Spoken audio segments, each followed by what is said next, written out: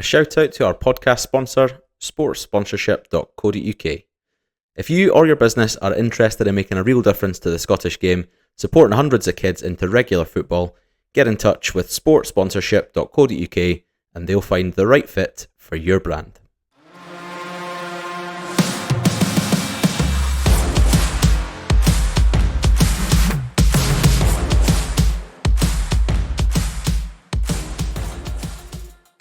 Hello everybody, welcome to Tinpot, a Scottish football podcast with myself, Tom Leask, and my two best pals in the game, Matthew Strugnell.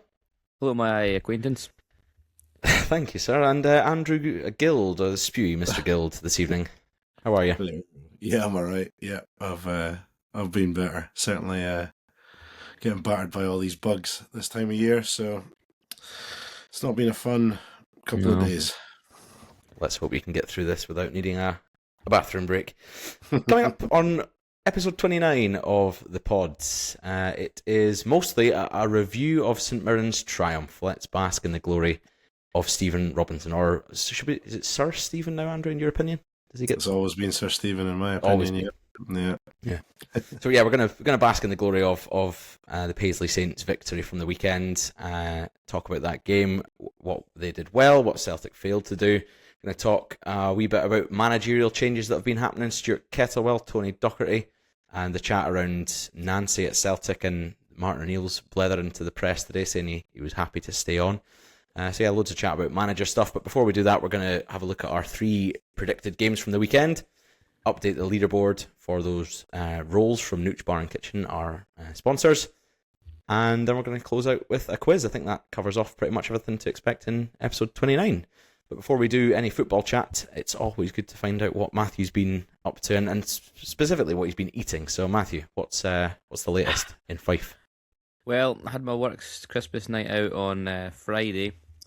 Went to all bar one, and it was all bar one pig in blanket, because I had so much pigs in blanket I got on my Christmas dinner. One measly little piggy in a little pathetic blanket. I suggested Cosmos. I don't know if I mentioned that on the pod before, which was poo-pooed. I just like Cosmos for a Christmas night out, mate. I'm sorry. You'll get your Christmas dinner section for the people who like their traditional stuff, but you'll get your Chinese, you get your curries, you get your fajitas, you get your whatever else, chocolate fountain and that. Get all the drink you want, unlimited drinks for the people on the softies. You know, it's just great. You play a big table. It's play rowdy. No, you can go to a fucking soulless all bar one with a shitey table and pretentious nonsense. I had fucking prawn cocktail tacos, man. It was like 3 prawns, like unbelievable. 1 pig in a blanket, 2 roast potatoes. Turkey was moist, but other than that, and the Christmas pudding was nice, but that doesn't save what was a measly dinner. So on the way home, I had to get a KFC. In my drunken stupor, I ordered. Drunken? Hold on, rewind. I had a few beers, yeah, a few blue moons, got me a bit fuzzy-headed. So I ordered. Made the mistake of ordering an extra side of Stranger Things wings to take on the train. So what's the deal with them? Like, So imagine a normal chicken wing. Yeah. But imagine it's smothered in a really disgusting, sticky sort of sauce that you have to eat off like your fingers and slobber over on a packed 2-carriage train back to Dunfermline. Oh, that's not a pretty sight. And then I was still hungry the next day, so I went to McDonald's, had a double big tasty, wrap, double cheeseburger, meal chicken. And then, yes, they had a couple of festive bakes from Greg's. And today I had a double chicken peri-peri box from Pepe's on my lunch break. Ate it all in 14 minutes, back to the office. It was success. I know it was 14 minutes because my colleague timed me because I said I could do it really fast. And I did. And it was not a wise choice. So it's been a mixed bag for me, mate. Mixed bag. Bloody Other hell, than that's a that, roller coaster, that. Kids are fine, but we don't really care about them. What else been happening? That's it, really. You'll be hoping hoping your boss isn't listening to this after slagging off your Christmas night out. Is it paid for by your work, or is that all out of your own pocket? Yeah.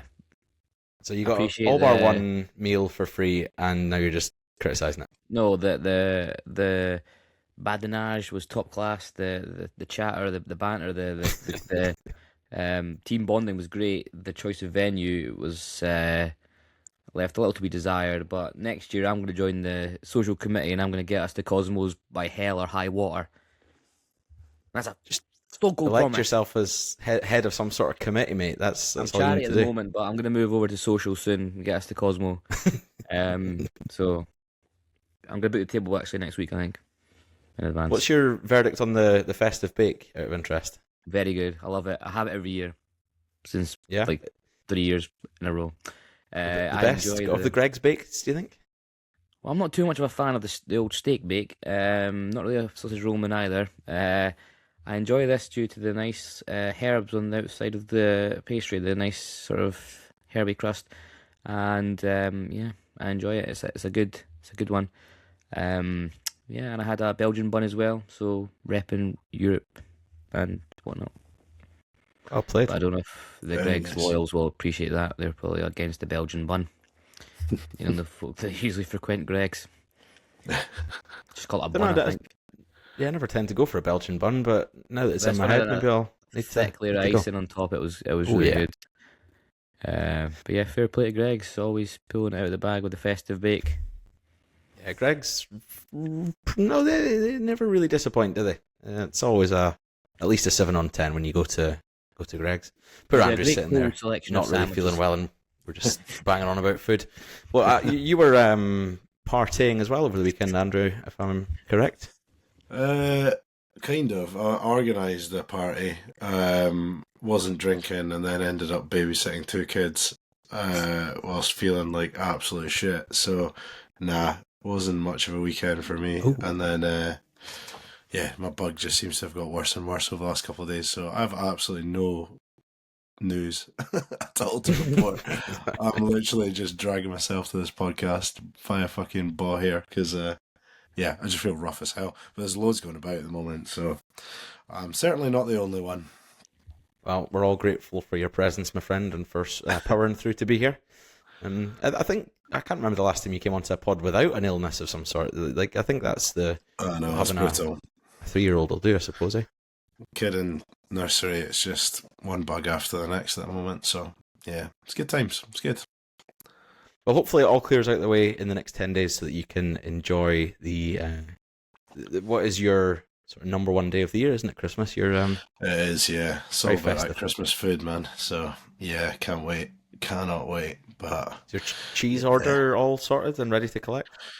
no, not this time. Not this time.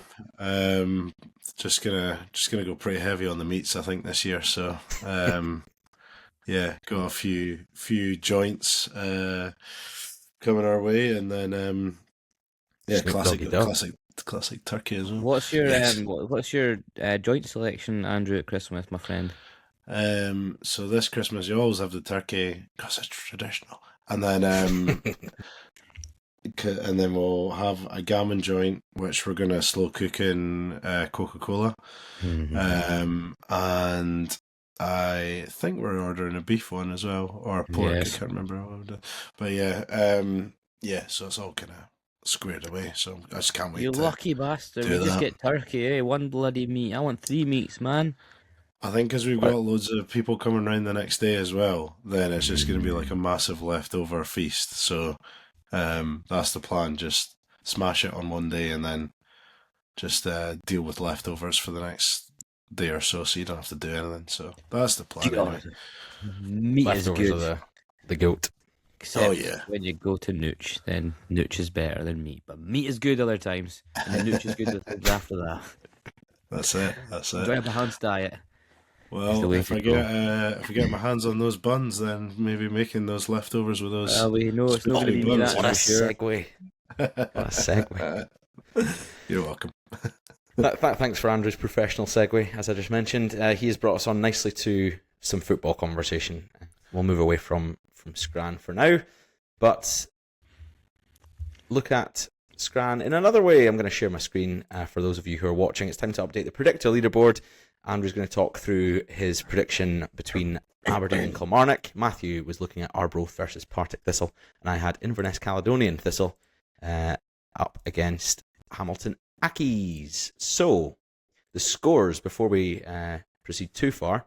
after week 10. This was after last week. I was still on 11 points. Andrew had moved up slightly to 8, and Matthew was stuck down in third place on 7. So yes, Andrew, over to you. Aberdeen, you predicted a 2-0 win for the Dons. How did the game go? Yep, so another week, another goal. Has just screwed me over, so it has. But yeah, interesting game. So it was a bad start from Aberdeen, I thought.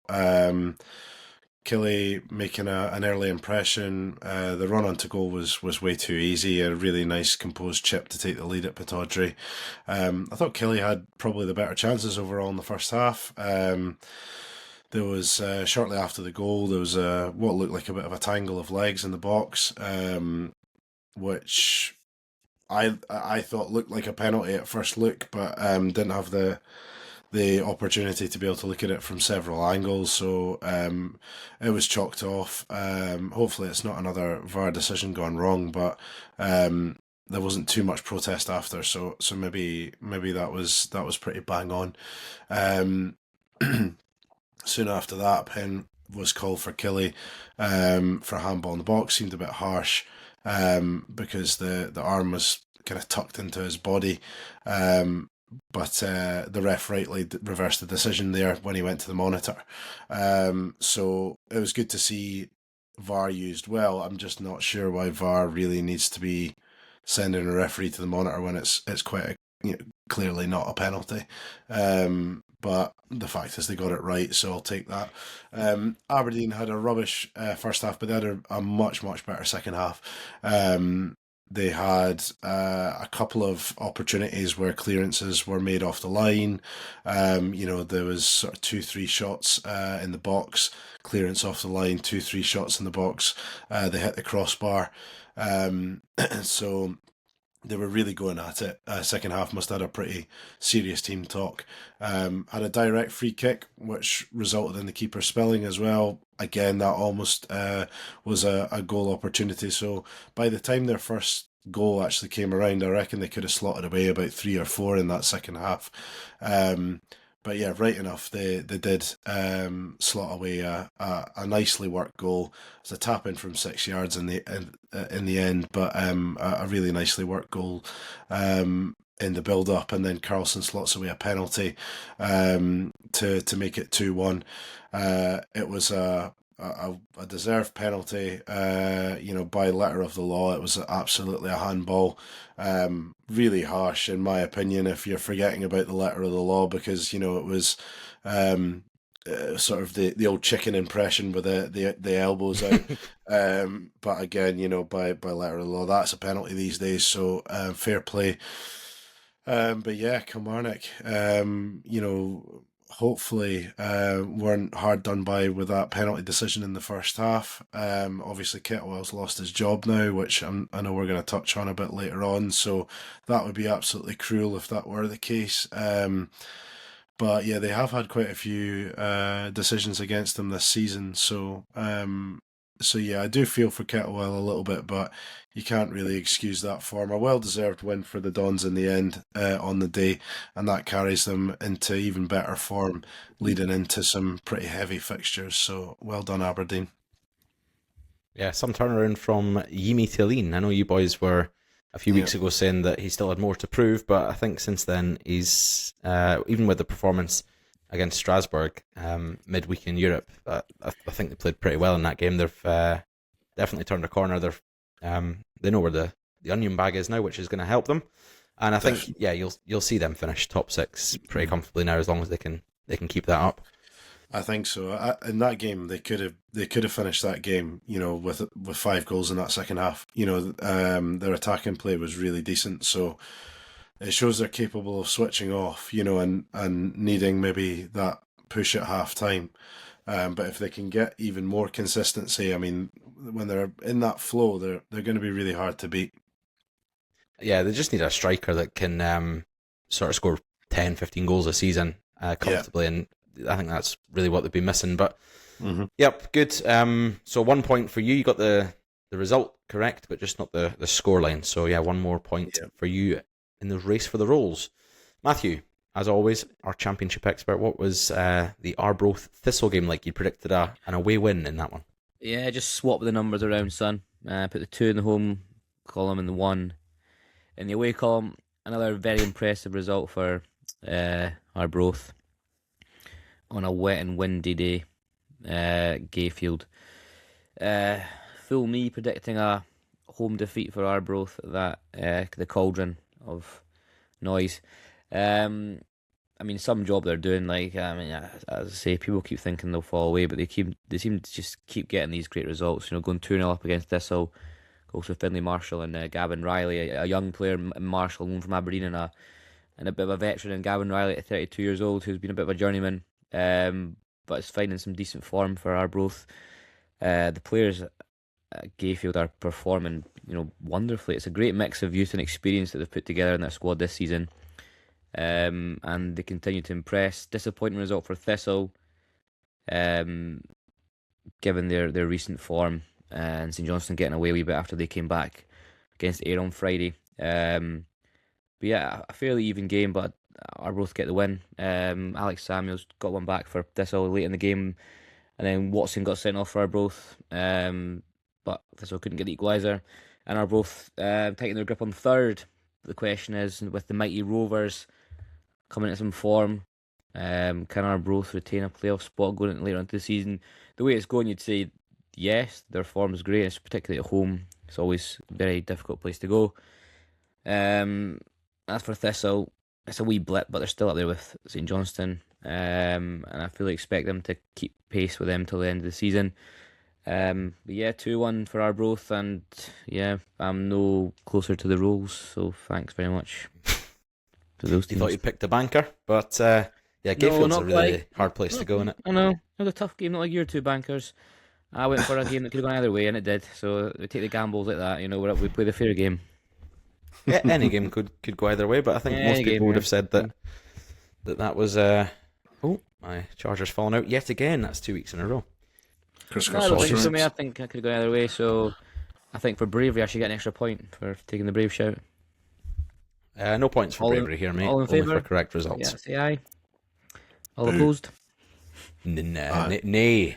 Okay. It's a pretty exciting race for those playoff spots, though. It's right back in it now. So Ayr and Dunfermline are up there as well, so it's looking good. As always in the championship. Lovely stuff. Yeah, it's always seen as the most competitive league in Scotland, isn't it? But I'll tell you what, it's a rather tasty fight for the playoff spots in League One as well. I was looking at the Cali versus Hamilton game. Cali going into it had not lost in 9, and Hamilton hadn't won in 3. So I was pretty confident that Inverness would get the win. Obviously, Hamilton lost John Rankin a few weeks ago, and they're in turmoil off the pitch. I think there'll be more points deductions, as we said last week, later on in the season, no doubt. But yeah, Inverness ran rampant. They got an early goal, but it was still 1-0 at half time. Hamilton managed to stay in it. It was pretty tight. I think Inverness never really looked too troubled though. But in the second half, they just turned it up an extra notch and got those 3 all-important goals. Chanka Zimba scored his 5th in the last 9 games. I think he's got 6 goal involvements in the last 9. He's coming onto a bit of form. But 4 different scorers all in. Puts them 5 points top in League One with a game in hand as well. So I think the pre-season favourites for League One are now proven like they were a good bet at the start. I think they'll go away now and sort of run away with that league. But like I said there, it's very, very tight for those playoff spots in that league. I think there's only really Kelty and Cove that are kind of out of it, in my opinion. The rest of the teams could all make a surge. So I am sort of the League 1/League 2 representative for predictions, and we'll get into those come Friday's episode. But yeah, those leagues are very hard to predict, and not really too many draws either, I noticed, down in League 1 at the minute. A lot of those matches are being decided on the day. So hey ho, 1 point for me for a correct result, which brings the leaderboard to this. I'm on 12, Andrew's up on 9, Struggy falling even further back, still on 7, which is a bit of a disaster for him. Oh dear, mate. Oh dear, yeah, those rolls are slipping away. Yep, slip sliding away. Slip slider away. Just like Celtic fans' chances of having a Merry Christmas, I think. Oh, very good. Another segue. Another good segue. Swoosh. That's one for me, one for Andrew, and just waiting on a Matthews segue at some point in this episode. No pressure. I helped her read the running order, so I don't even know what's coming next, so just forget about that. You're Some chat letting about- people look behind the curtain there. They know there's a running order now. That's how professional we are. Bro, we discussed this weeks in advance. We're prepping. We're like, except I don't read it, so there you go. Yeah, he doesn't. He's right. Right, yeah, the Scottish League Cup final was on Sunday, contested between St Mirren and Celtic. And as we said at the top of the show, it was the Paisley Saints who emerged victorious to get their second ever Scottish League Cup, their fifth major honour in their history as well. And by God, what a performance from St Mirren. They were worth their win and then some. Really, really gritty. They got off to a fast start with a goal inside 2 minutes from their captain, and Celtic pegged them back not too long after. And it looked at that point, from my view, that it was going to be one of those games where Celtic then go on to dominate and win by a couple. But this isn't a Celtic team of years gone by, and this is also not a St Mirren team of, say, 5 to 10 years ago. You know, the last 3 years have been very, very resilient, but it's not a St Mirren team that you would have, seen about five or so years ago. In the second half, as soon as it went 2-1, I don't know about you boys, but from my watching, Celtic just completely crashed, bottled it. No heart, no fight. Looked like they didn't really know where to turn. Every 5 minutes or so, Callum McGregor was getting called across to the sideline by the new manager, Nancy, to discuss, I don't know. You tell me. He had his tactics board in his first game, but now he's resorted just to whispering in his ear. I think that's because the media or the backlash from that's maybe got in his head. But either way, they looked clueless. And it didn't really ever look in doubt, in my opinion, once St Mirren went 2-1 up. And then obviously they get the third, and it's just, it was curtains. So a magnificent day for those wearing black and white, and for those St Mirren fans. 15,000 of them travelled through to Hampden, and if you see the scenes from Paisley in the square later on that night, it was phenomenal.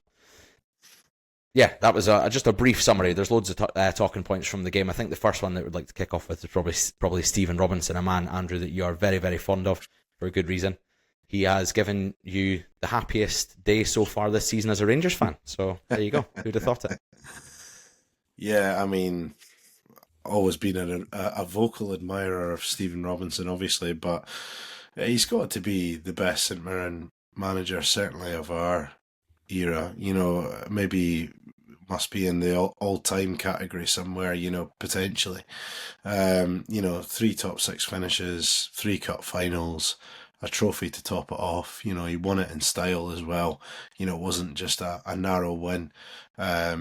Tactically, absolutely spot on. He was very transparent in his post-match interviews, and how he drilled it into his players, that you absolutely must start this game well, because against a team like Celtic you can end up 2-0 down very quickly. And they went out and delivered the game plan. Second half, Robinson was saying that he wanted his 2 strikers to be man marking Celtic's 2 centre backs. And it worked. They were absolutely all over them. They were too physical for them. Just everything that they did, worked down to a T. It was the perfect harmony between a manager and the players. The way that he treated the players after that win as well, watching his speech, when they were having those sort of celebrations in Paisley Town Centre, the respect he shows to his players, and the adoration he has for them, and that he wants the fans to pass on to them as well. Saying, look, this is a team that will run through brick walls. they're not necessarily paid the most. A lot of even his staff as well. He was always quick to point to them to say a lot of them are working second jobs, and it's really. He's a very, very likable character, Stephen Robinson, but it just shows you that likable character, reflects in then his man management, and his man management, along with his tactics, just came together perfectly in that cup final. They were sensational as well. You've got to remember in that semi-final against Motherwell, they were very dominant. The game plan was perfect. They didn't play exactly the same way, but it shows how adaptable he is. On the other side of the coin, it shows how adaptable Nancy isn't. He is super stubborn. It looks like at the moment. A lot of red flags popping up at the moment for him. In all of his post-match interviews after every defeat, he seems, just more and more determined to stick to this game plan. And I think, after having your own window, after, picking your own players, having a bit of a pre-season under your belt, you can maybe afford to do that. You look at Russell Martin, he had those opportunities, but he was just a really shit manager.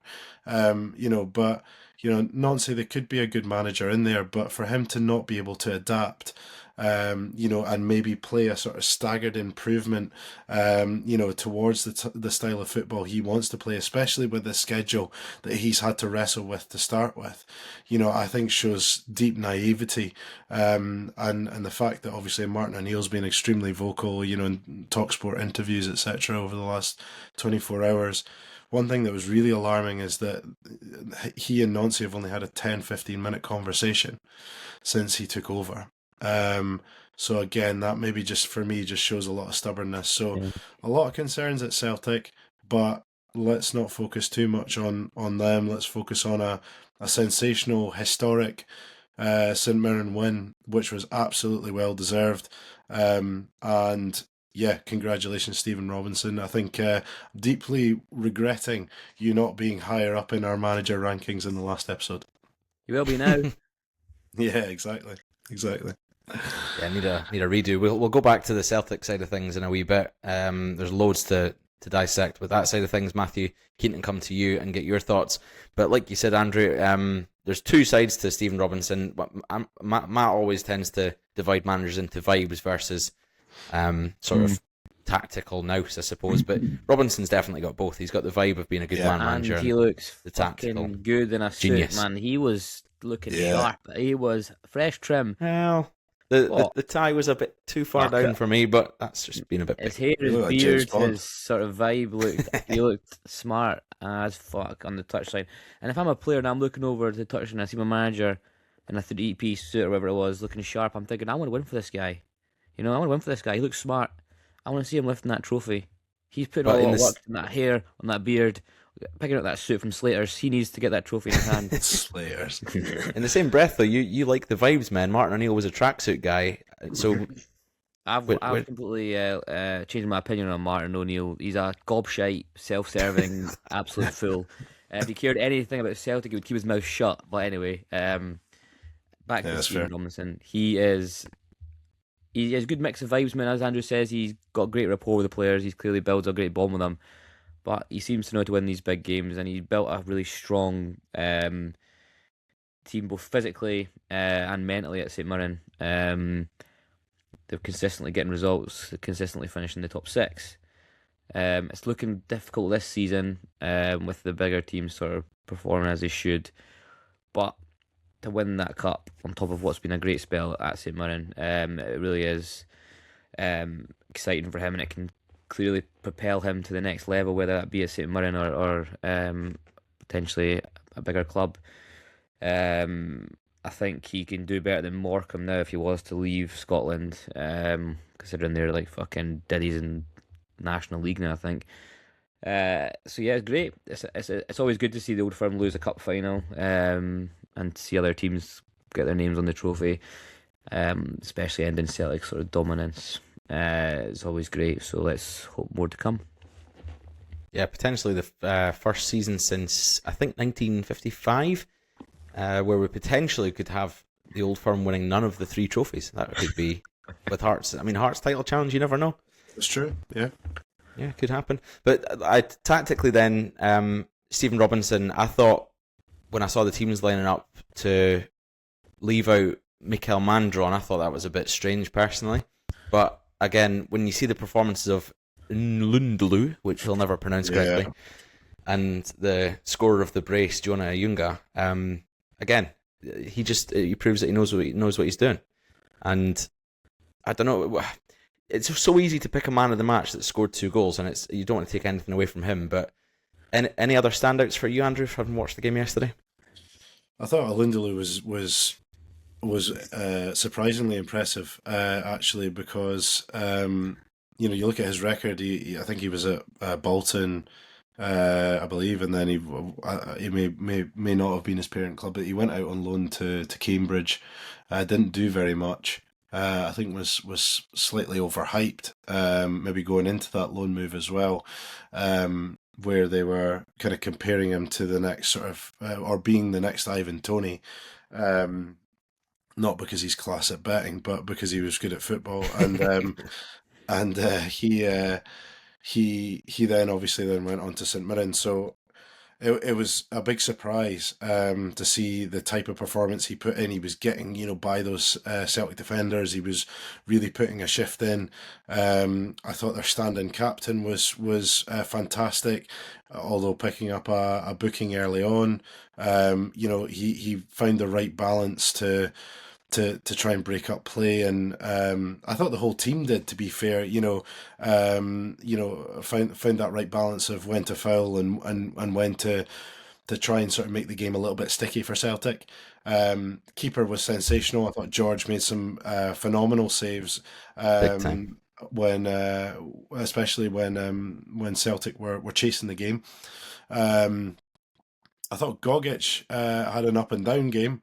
I think there was quite a few opportunities that he wasn't as steady on the ball as I thought he might have been, but he grew into the game, and obviously his assist for the goal was sensational. I think it was outside of the foot, sort of chipped over the defence. It was class. So for me, very hard to pick.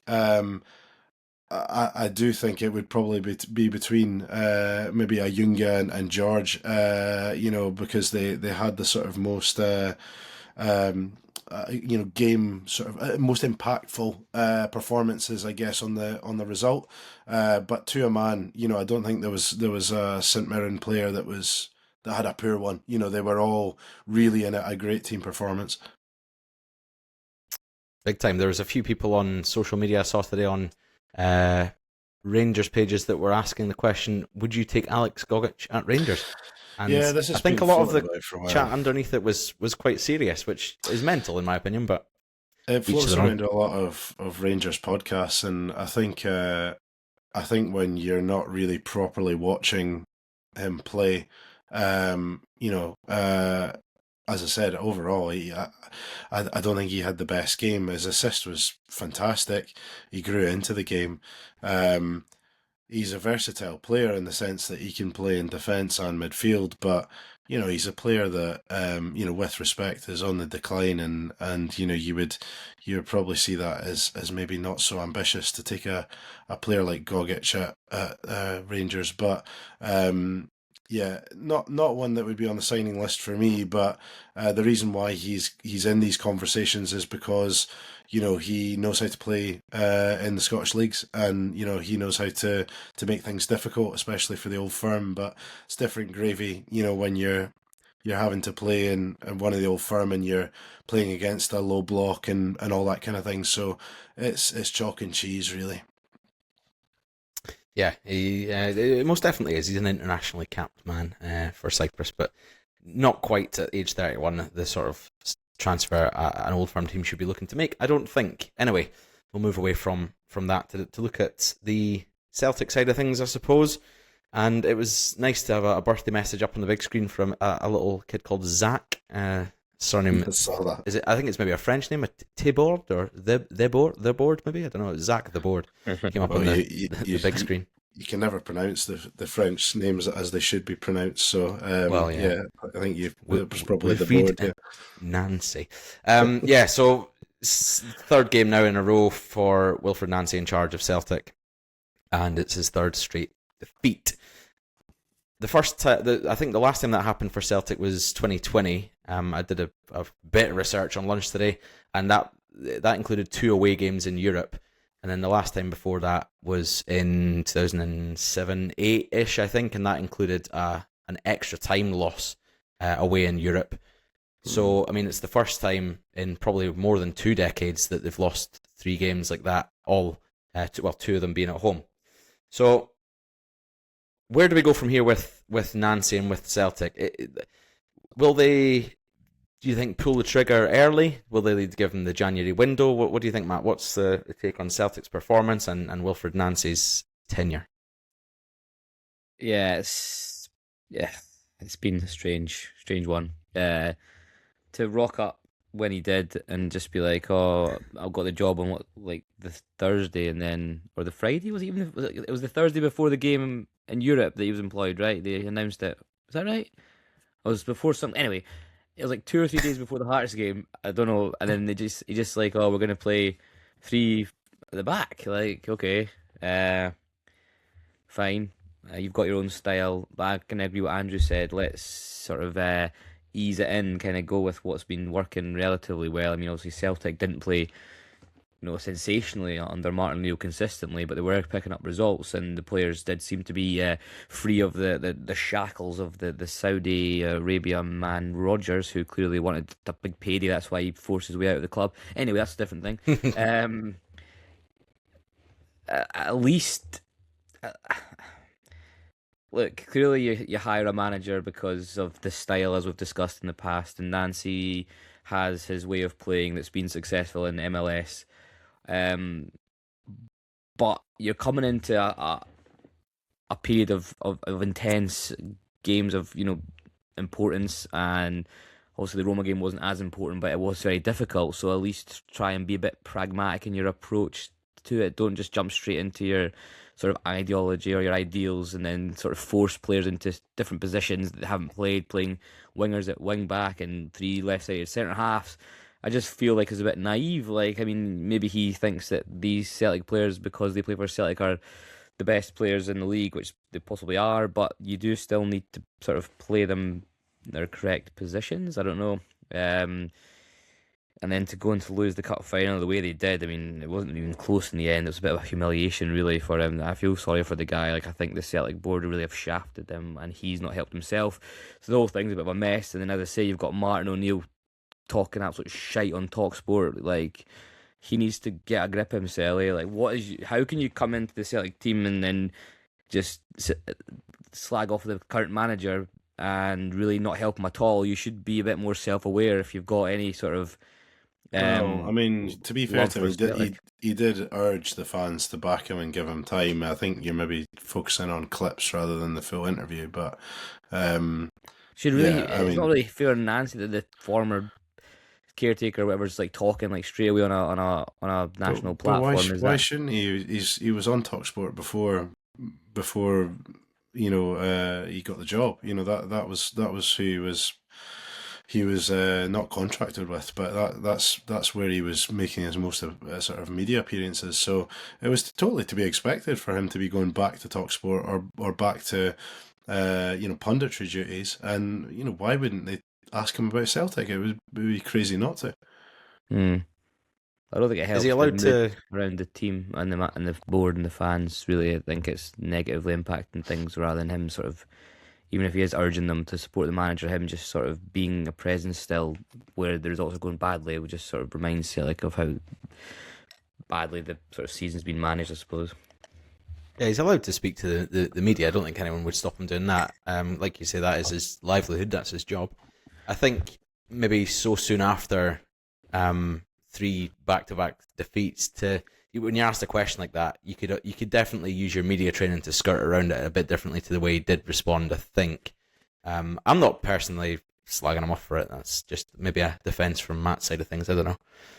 If you're playing devil's advocate. I think, to be honest, I don't think he did anything wrong. In my opinion, he was honest. He wasn't critical. He didn't say I would have done a better job. He didn't. He didn't sort of say he was surprised at how Nancy has not adopted any of his tactics or anything like that. He's his own man, and he was just being transparent about it. Without, in my opinion, sticking the boot in. But Nancy needs to get used to this. He's manager of an old firm team. So ultimately, the Hearts game, very difficult game to come into straight off the bat. As Matthew said, going and changing the tactics so quickly after probably what would have been, let's be honest, one training session is mental. That's madness. And it just shows a little bit of underestimation of what you're dealing with when you're playing Hearts this season. So that for me, that was a red flag. To then try and push and play that way against Roma, fine. That's okay. Roma are a good team. They would be expected to beat you. No big deal. That's absolutely fine. But for him to then remain stubborn and not tweak things, and I mean tweak things, going into that St Mirren game, he got what he deserved. As simple as that. He totally got what he deserved.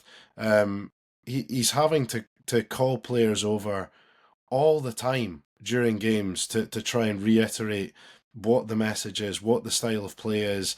It's quite clear it's not clicking, that quickly, and nor should it really. But you've got to look at a solution that is gradual, as I mentioned earlier.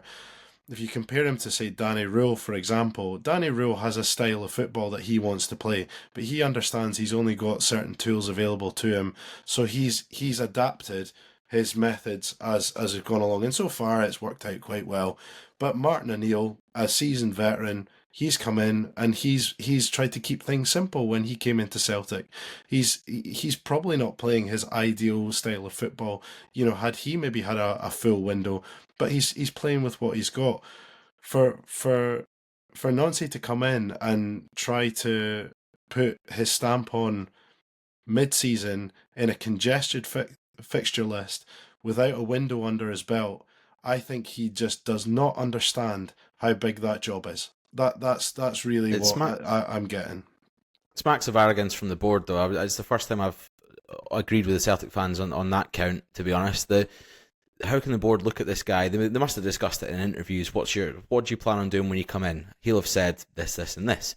And then they've thought arrogantly, you know what, we can still turn this around, win the cup final, progress in the league, potentially still progress in Europe with this manager coming in and ripping up the tactics board, so to speak, and starting afresh. Now, I get a manager like that should be brought in at the end of a season with a full summer ahead of him and a full pre-season to get his ideologies across, bringing his own players, his philosophies. That's what he is to an extent. Is like a philosophy-based manager.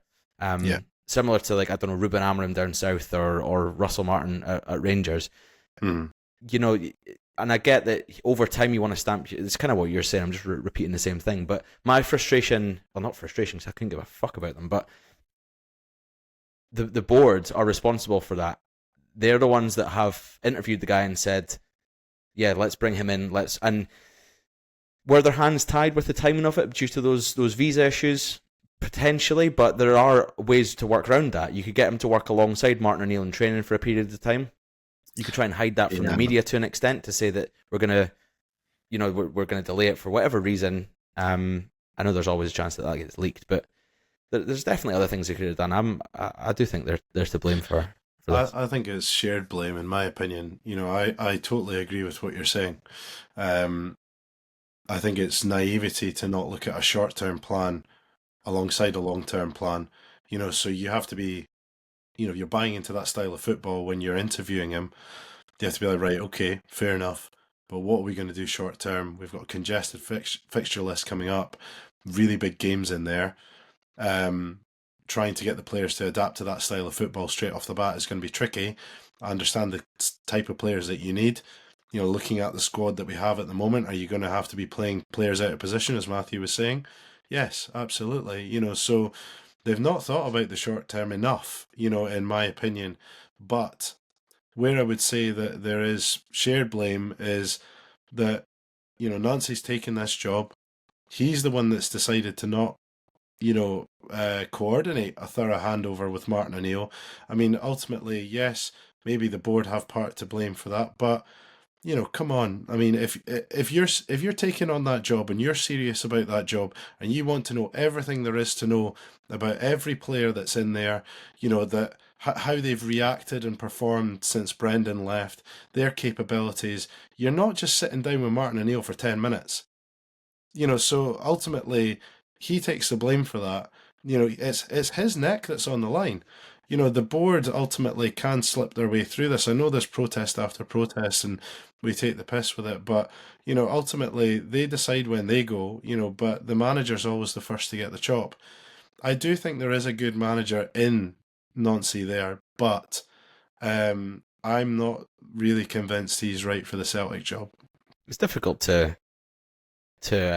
I get that you formed that opinion based on what you know, but I'd find it difficult to say yes or no whether there is a good manager in there, because all I know is that he's won, I think, the MLS Cup, and that's about it. I've not ever researched him. I've not, which will be the same for the majority of Scottish football fans.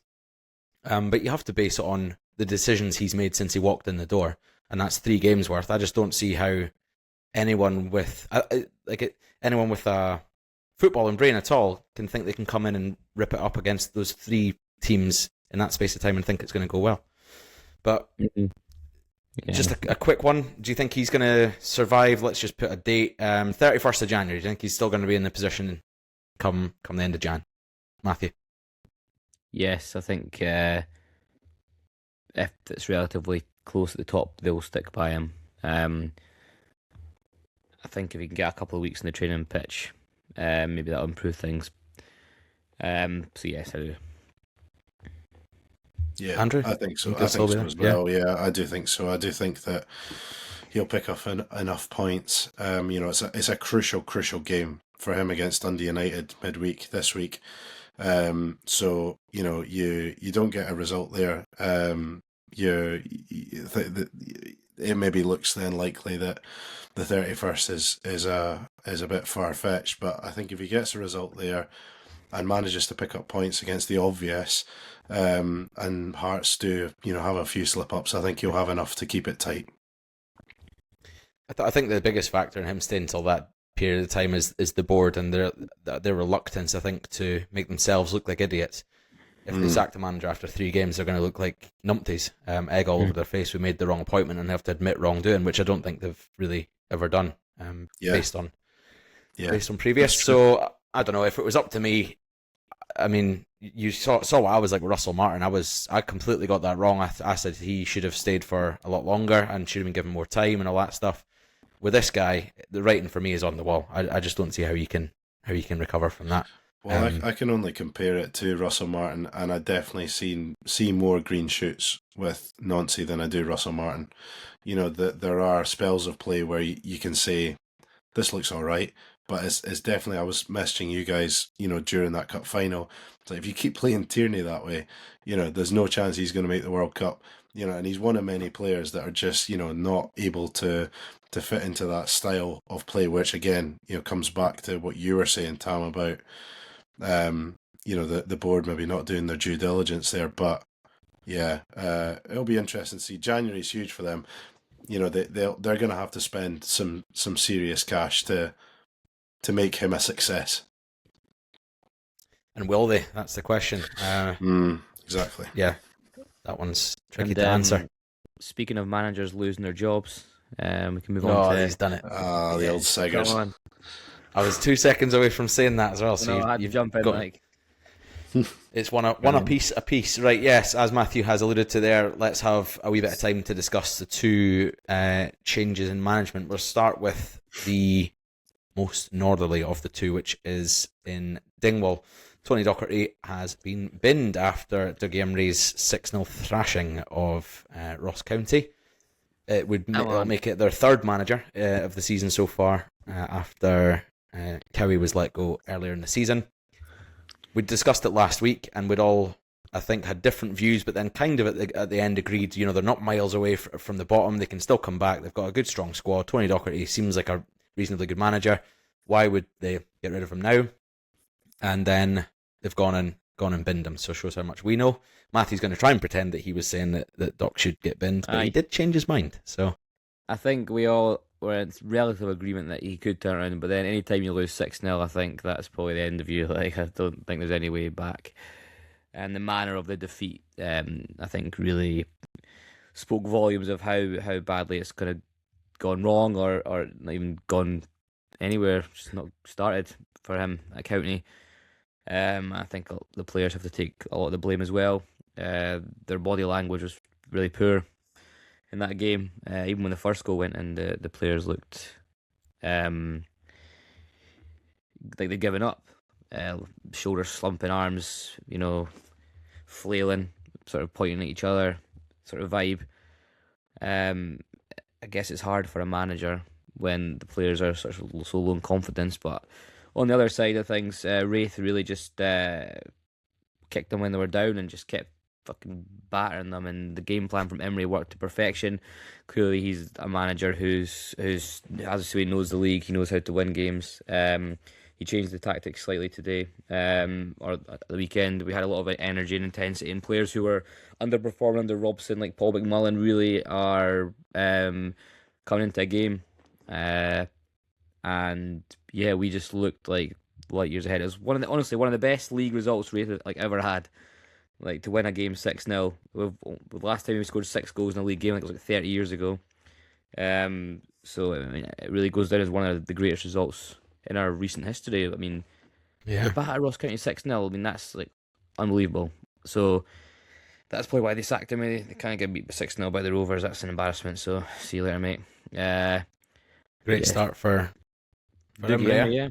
Yeah. Got a 0-0 draw away at St Johnstone, where we played really well defensively, and then he's obviously gone home to County and scored 6. So I mean, it's looking really, really exciting, and that's the total opposite of County in terms of a sort of new manager bounce. Like, we've completely kicked on straight away. The things have completely gone in a positive direction, whereas Ross County just seemed to have stagnated or got even worse under Doc. So I don't know where they go, Ross County now. Big difference between the two changing rooms that were inherited between Docherty's changing room and Emery's, I would say. But yeah, let's focus. So it's good to get an update on the Rovers, Matt, as they are your team. But let's focus on. As you're saying, Tam, where do they go? Like, what they need? They need a vibesman, if you will. They need a experienced manager, I think, to come in and try and shake the players, like, into sort of something, sort of wake them up. I think, give them a slap around the head. I don't know who. But that's what I was going to say. Older head, yeah. When you mentioned the players, I think they're not fully responsible. The manager obviously takes a big whack of it, but reading the sort of Ross County fans' parts of social media, a lot of them are slagging the players off more than they are the manager. I think they can see through it. The fact that they've now thrown 2 managers under the bus to an extent tells you a lot. So a manager coming into there, what's the first thing you need to do? And we can get into names in just a wee second, but forgetting who they're going to appoint, how do they turn that around? Because they're not going to go and spend a lot of money. They can't. They've got a big wage bill as it is. They can't offload those older heads in January. So they're going to need to work with the players they've got to an extent. How do you get those players and the attitude and the sort of body language that you were speaking about, Matt? How do you change that? And they need to change it quickly. It's so difficult when you're at the bottom of the league and the confidence is so low. I think the manager needs to come in. First of all, needs to try and work on the defensive side of things, because they're conceding a lot of goals. For them to lose 6 to Rovers, 3 to Morton, 3s everywhere else. I think the manager needs to also come in and perhaps focus less on the football. I know that sounds mad, but maybe try and get the spirits up of the squad in a sort of different way, because I mean, you could talk about to Loch Lomond, maybe. But you need to have some. Give them a Christmas party at least, or give them something. Like, I mean, you can't punish the players like in that sense. I don't think. You think you need to have some kind of way to make them feel a bit better about themselves, about each other. I think you need to bring some positive vibes in some way, and make them defend better. So I don't know who could do that or how you can do that. They've got enough attacking players. You can let that figure itself out. Let's just get us solid at the back again. I don't know what you think about the whole positive Solid vibes. at the back and lift the spirits. Lift the Those spirits. are the two Let's priorities. just try and, like, you've seen it before with these type of clubs that are struggling at the bottom, and you bring in a sort of chirpy, happy-go-lucky manager who is known for those sort of things. I don't know. Is Big Sam kicking about? Would he go up to Dingwall? Martin O'Neill to Dingwall, maybe? No? Possibly. Andrew Matthews just said, make people happy again, give them a Christmas party and work on the defence. Any advance on that? What's the first thing you'd do if you're walking through that door as the new gaffer? I mean, I think that they need a bit more of an experienced head. You know, looking at the favourites for the job, John Rankin seems to be quite high on that list. And obviously he's not the most experienced manager. For me, an exciting appointment, playing, exciting football in testing circumstances at Hamilton.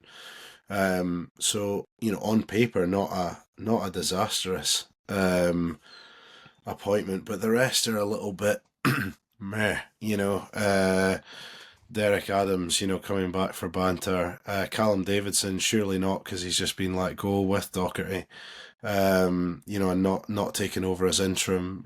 Tommy Wright, Robbie Nielsen, these kind of names that are getting banded about, as well as the usuals, Ian Murray's, etc. But I think that because of what we were saying, I think in the last pod, or possibly the one before, with those really experienced players in there, they're probably, some big personalities, and that's why they're maybe coming under sort of rightful criticism.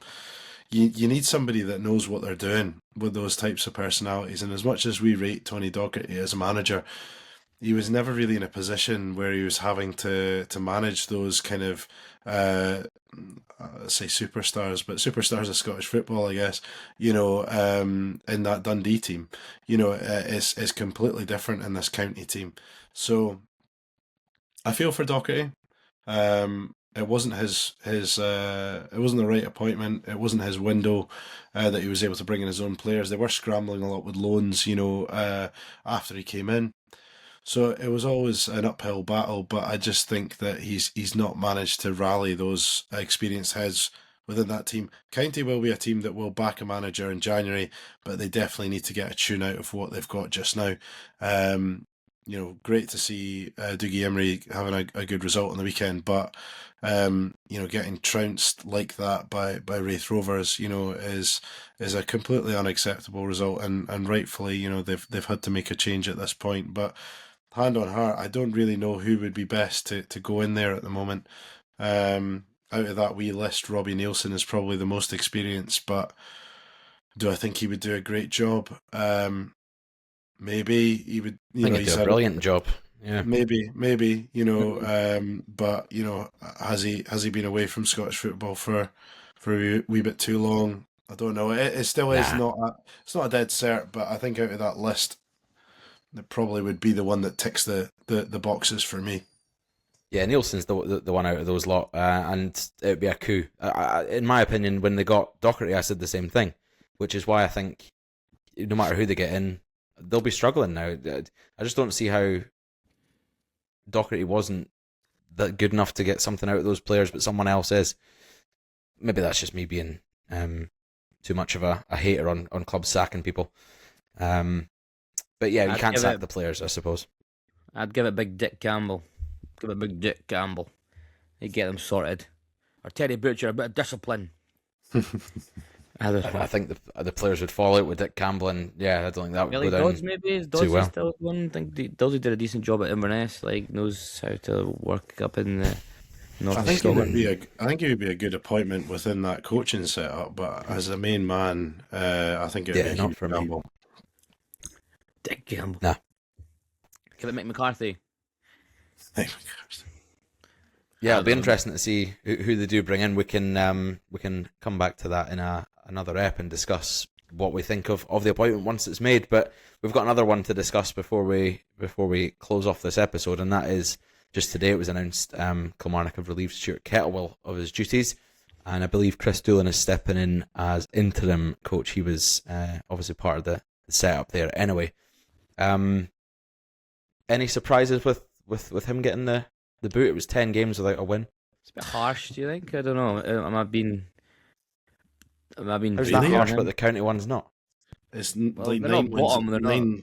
nine losses in 17 games. I think it was. I read this today. True, I he has mean, only won 2 league games. I suppose I that's haven't really. rotten. Yeah, I don't know. I feel like I quite like Stuart Kettlewell. I like the cut of his jib. I think he talks quite well. I think he's quite an emotional manager, so perhaps that doesn't help him with certain I things when they go on a agree. losing run. So I agree. Yeah, They've got a good they- squad, Kelly. I think. It's they not. do. It's not a relegation squad. I don't think. no, I don't know. It's not the best squad, like, but it just hasn't worked. That's fine. If it hasn't worked, then you have to say, Arrivederci. There you go. Au revoir. Got it then.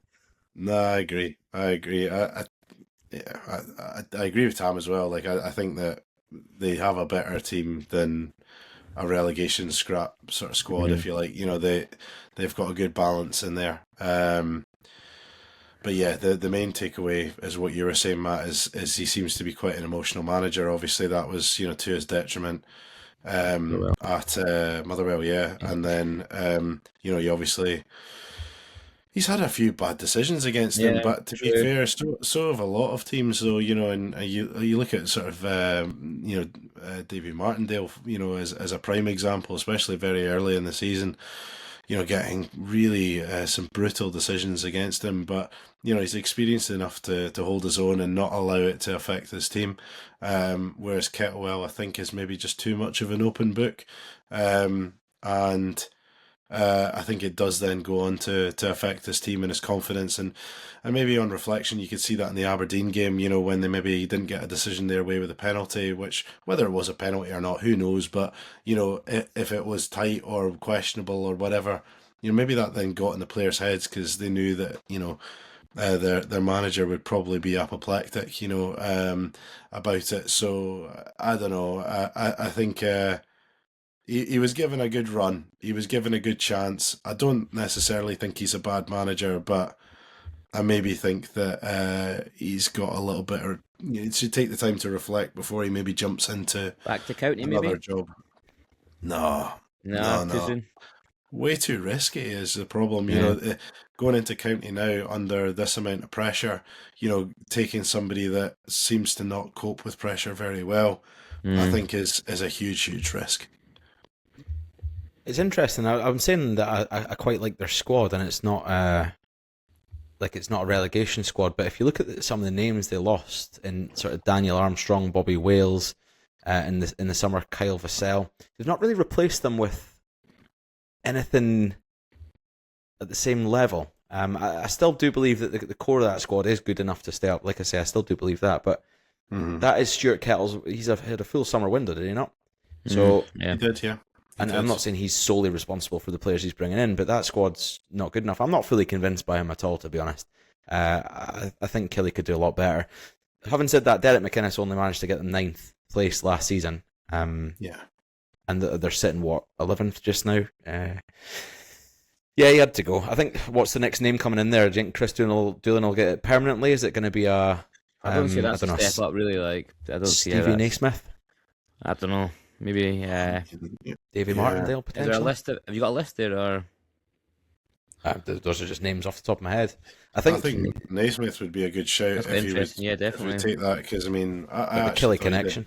Yeah, Kelly Connection, in my opinion, did a good job at Hearts. Went through a rough patch, but yeah, and he's part of the Scotland setup again, and obviously Steve Clark must rate him, for that. So yeah, I would say that would be a decent appointment, even if they slipped into relegation. Would he be the type of character that would maybe help you, get back up? Yeah, probably, yeah. So I think that would be a good shout. Yeah. Yeah, I agree. it's Nazy to Nazy and Boydie as his to Rugby assistant. Park. Boydie and his assistant. Lovely stuff. Well, Love to yeah, see we'll like I say, we'll come back to this probably next Tuesday's ep and see who they've brought in. I'm sure that'll be a relatively quick decision for both clubs. The fixtures are thick and fast this time of year, so yeah, interesting stuff. And maybe by then we'll have another manager getting sacked to discuss. Hopefully Maybe, not yeah. Jim Goodwin, but maybe Always sad to see. maybe the other manager from that Wednesday night fixture. We'll see. It's a big one. It is, yeah. I normally don't feel anything but fear when we play Celtic, but I don't know. There's something about us against the Old Firm this season that makes me think that we've got a slight chance, especially against this current Celtic team. So Nah. no, Struggy says it's a batter. It's a hard Fair one to enough. call for me. Go Hard one way or t'other, mate. Won't be 0-0, that's for sure. Do you want some extra points for the predictor leaderboard? Just I'll chuck out a Yeah. score and 4-0 is it worth Celtic. doing that?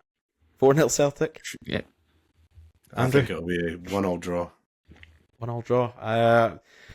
Oh fuck it! Who cares about potato brioche buns? I'll go United win 2-1. Yeah. Good Is that lad. at Celtic Park or is that Tannadice? Tanadice. Oh, Tannadice, 5-0. A repeat of the 9-0 that we got under Jack Ross. Yeah, That was the final nail in his coffin.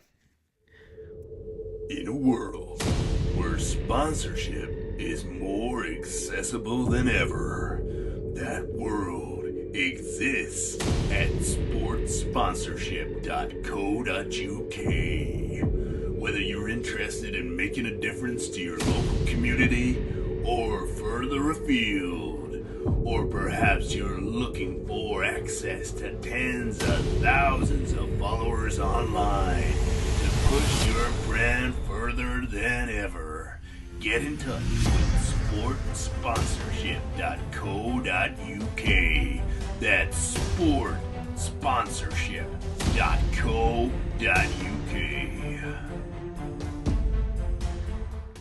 Right, quiz time, gentlemen. I think that's more than enough for one episode. So, it's in keeping with our Advent, our 7 pods of Christmas. We've only got 3 more, I think, between now and the big day that Santa empties his sack all over our houses. So it's a new format, and you might have spied the graphic if your beady little eyes were paying attention during the leaderboard reveal. Let me just I saw a share that star, with I you if think. you're watching. You did see stars, well done. On the first part of Christmas, my true love gave to me Henrik Larsson's pass. Lovely stuff. Right, for those listening along, I'll explain how this can work from an audio perspective, if you want to play along at home. The first image is revealed. There are 4 stars to guess. And basically, it's a player to do with Scottish football that has played with all 6 of these players in the row. At club level, not international level. That's not counting. So this first player, and I'll basically reveal the box one at a time. You can buzz in at any point. We'll just have unlimited guesses, really, from each of you, without bombarding our listeners with us shouting name after name after name, because that would be annoying. So this player number 1, played with Henrik Larsson. Any guesses at this stage? I mean, No. could be quite a lot of players, yeah. Could be anyone, yeah. Yeah. Next up is James McLean. So it's played with both of them. Yes. Yeah. Struggy. Is it Bojan? It's not Bojan. Don't know how Bojan is related to Scottish football, but worth the guess. He played for Barcelona. Wait, someone who's played Next. Scottish football? Sorry, I was. Next had up one ear in is it's a Scottish football pod, mate. They're all I know, but related I to had- Scottish football. The children were Crouchy trying. is up next. So far we've got Henrik Larsson, James McLean, and Peter That Crouch. This was player has played with all incredible. 3 at club level. Oh, yeah. In In Scotland, okay. Any buzzes, any stabs? Do you want the next? that one's really been a big old curveball, that one. He's played with Larson, James McLean, and Peter Crouch, and he's been involved in Scottish football in some way. Correct, yeah. Next Right, up, just explain it for the listener. Cristiano Ronaldo. What? Yeah. Yep. Yep. Darren Fletcher. Is that correct? Whoa. Correct! Well Ah, done, nice. Dan Fletcher. Well done, Andrew. Name Your the final clubs two he's faces played were going to with. be Bojan Bojan! Come on, Bojan. and It- Ben Foster. So Celtic, sorry, Larson at Man United, McLean at West Brom, Crouch at West Stoke, Brom, yeah. Ronaldo at Man United, Bojan at Stoke, and Foster at United. Is that right? Foster at West Brom. Maybe West at Brom. United as well, to be Point fair. for Struggy But for that. only 3 clubs to choose from for Fletcher. So, yeah, Nice. Stoke, West Brom, and Man United. Next up, your first player. I will say number 4 is worth 2 points. I couldn't be arsed getting 5 onto the screen, so just to make sure that there's definitely a winner here. Okay. Number 4 is worth 2 points. First player in the second row is Kenny McLean. Okay. I'll give you the second picture Yeah, because please. one person is too hard. Simon Murray. This player has played with Simon Murray and Kenny McLean at club level. Next, please.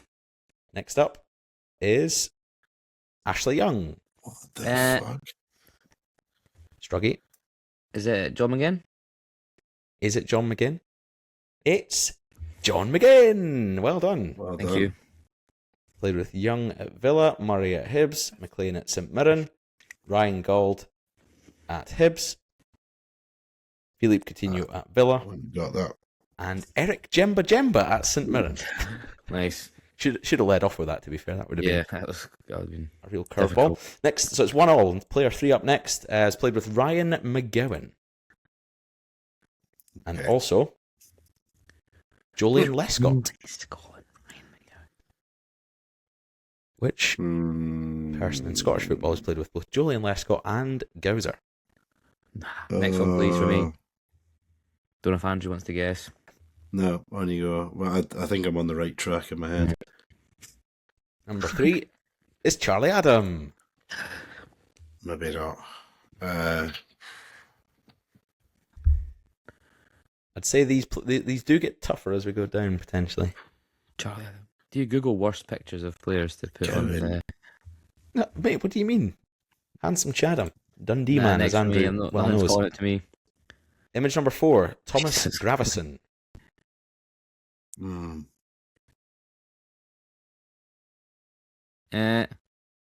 Yep. Is it Naismith? Stephen Naismith? It's not Naismith, no. It's a good shout, actually.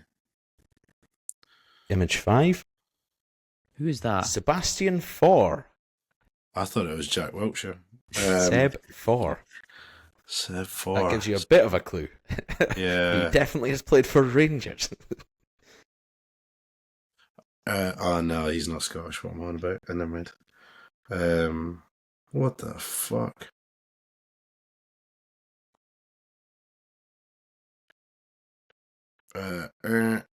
Yes, sir. Andrew's buzzed. Lee McCulloch. It's not Jake. Your final person who's taken us to the 6th image here is Giovanni van Bronckhorst. So just as a recap for the listeners, Ryan McGowan, Julian Lescott, Charlie Adam, Thomas Gravison, Seb Faure, and Gio van Bronckhorst have all played with Andrew. Kenny Miller. Is it Kenny Misser? It is! Remarkable ball knowledge, sir. Well done. Well done. He got about a fair bit, so yeah. Yeah, Seb Faure, obviously Rangers. Gio at Rangers back in the day. Julian Lescott at Wolves. McGowan. Would be Matthew, you'll know that one. Rangers as well. No. Hey! McGowan. Middlesbrough, no? Middlesbrough. I don't even know what McGowan plays for. I Vancouver didn't know he was Whitecaps. Somewhere in there, I don't know. Tommy Gravison is Celtic. Yeah. Gravison Celtic, yeah. Here we go. Final one. Tough one. Anyway, this is Winner. worth 2 points. It's currently 2-1 on. to Andrew. It could either be a 4-1 smashing or a 3-2 victory for It's the Struggy. hardest one. In theory, I guess so, yeah. Derek McInnes is the first person. Next up is Paul Hartley. Which players played with both of those? Next, I'll give you the please. third one. Lawrence Shankland. Really? Really? Bah. Yes. Is it Mark Kerr? It's not Mark Kerr. I don't mind Good the guess. shout. Good shout. It's a terrible guess, but I don't mind it. It's not a terrible guess. He played with Hartley at Aberdeen and then Shankland at Ayr and McInnes, Mark someone Kerr else. played with Shankland at Ayr, did he? That's Yeah, he interesting. did, so shove it. Did not know that. Next up, Chris Boyd. Fucking hell, who the fuck is this?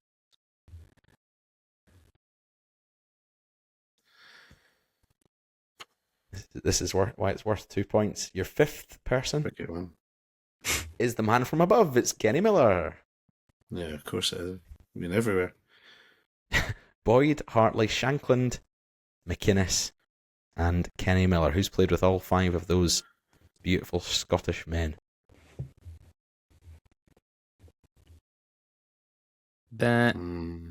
Yes, sir?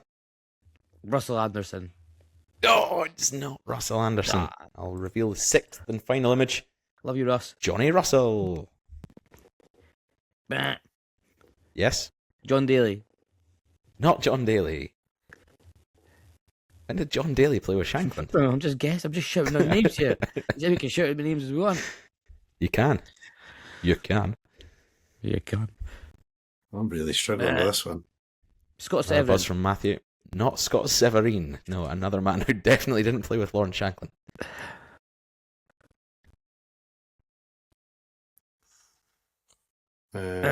Ricky Foster. Not Ricky Foster. It's the Derek Love how- McInnes and Paul Hartley that's really getting me. Love how Matt's buzzer gets more aggressive each time. Sounds like Naveed's shop door noise. Bing bong. It might have to be a pass if we're struggling. I'm happy to fill the next couple of minutes whilst we think with a lovely rendition of Chris Rea. Derek McInnes. McInnes, you must be at, like, what? Who's his last club that he played for in Scotland? Was it St Johnston? I'm sure he retired at St Johnston. I'm confident that's the track I'm going down. Hartley was anyway. last Aberdeen, I believe. And then Shankland was at Aberdeen as well before he went to Ayr. So he'd be a young player at Aberdeen, perhaps. I went to, like, Rangers. Boyd and Miller will be the tough ones here to try and get the connection, I think. Really? Yeah. Yep. Is it Stuart Armstrong? It's not Stu. Is it Gary Mackay-Steven? When did Gaz play with Derek McInnes, mate? Are you on track? Don't mate. Or half of the other people in this list. Someone's I got don't think he played with anyone bar Johnny Russell. Fuck off. Give us a quick Yeah, Andrew. Brian Stevenson. Oh, it's not who I'm looking for, I'm afraid. A reminder for the listeners, we've got Derek McInnes, Paul Hartley, Lawrence Shankland, Chris Boyd, Kenny Miller, and Johnny Russell. They all played with who? I'll reveal Hang on. Boydie's hang on. club. I think I know Art. No, Struggy did buzz nah, first. I'm afraid. I just go first, mate. Oh no, he's been a dick. Yeah, just Andrew? go. I know it connects with a couple, but Come on, Andrew. I'm gonna. Was it Ross Forsyth? No. Damn it! Much His- less his- rogue. His mum used to work with me. Great Much less rogue than Ross Forsyth. So, Boydie's... No, I'll not reveal Boydie's club. I'll reveal Miller's club that links them is Vancouver Whitecaps. Oh, no, I'm struggling. Not That's Ryan not going to Gold, help is you it? much. No, it's not Ryan Gold. Boydie's club that connects them is Middlesbrough. Middlesbrough. Is it Barry Robson? It's Barry Robson! Well done, Struggy. I would have never Derek got that in a McInnes million and Johnny years. Russell, both the connection at Dundee United. Hartley was When- Celtic, Shankland at Aberdeen, and yeah, that's all your connections. When did he play for Whitecaps? Barry Robson. One season, 2012. Was Barry Robson in the first team when Derek McInnes was in the first team at United? Yes, Barry Robson was top Fucking goal scorer hell. for Dundee United in a season that had McInnes in it, I think. How old Oh, must don't he be touch now? you, He do must have we? been incredibly young. We don't trust Tam, do we, though, Andrew? Oh, well. Neil McCann Yeah. stats. Get it checked. No, no, and also you would know because you're a United fan, but It's I mean, contesting he Tam. must have been really young when Derek McInnes was at United. That must So have in been the near the end of McInnes's career, no? So McInnes in got United before 03-04 St Johnstone. in 03-04, Robson had 28 league appearances for United, and Derek McInnes had. Oh, None, that's fine. 'cause he's retired. No, he played definitely in the 04-05 season. I know that. Wasn't doing anything in 94-96. Nah, it must have been that United before St Johnstone. Yeah, I McInnes thought was he at finished at United in Johnstone. the first team until Wow. 2006. So there's a couple, right. 3 seasons of overlap. Class, mate. That was a good quiz. Tough. Very tough. Very good, yeah. I like the Yeah. format, actually. That's a Yeah. real brain teaser, that. Most people would class that as a 2-2. I mean, Andrew can go to bed, and sleep easy knowing he got the 2-2. But that's fair. Struggy's going to claim the 3-2 dub. There was 2 Doesn't on the mean line you're at the getting your end. rolls, so I don't care. Nay rolls. Right, Right, that's all we've got time for in the 29th episode of Tinpot. If you're still here at this point, thank you so much. We really appreciate it. Matthew would like to make sure that everyone gives us a like and a comment. Let us know your thoughts on right. Nancy, on Kettlewell, on Tony Dock, on Stephen Robinson and his success. And we'll see you again on the next one. This is dropping Tuesday the 16th. Our next episode is going to be on Friday the 19th. So yeah, Cheers. until then, have a lovely time. Thanks, boys. Catch you on the flippity flip.